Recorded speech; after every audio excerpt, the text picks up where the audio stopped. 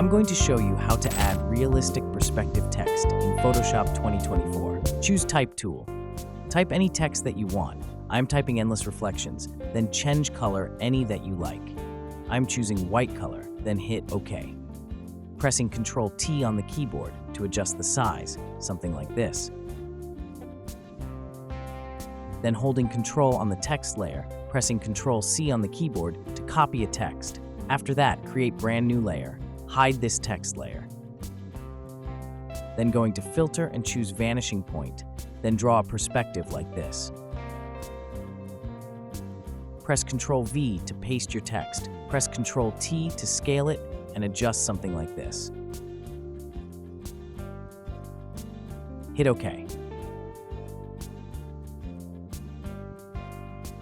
Going to FX button, select Blending Options. Drag the underlying layer to the right.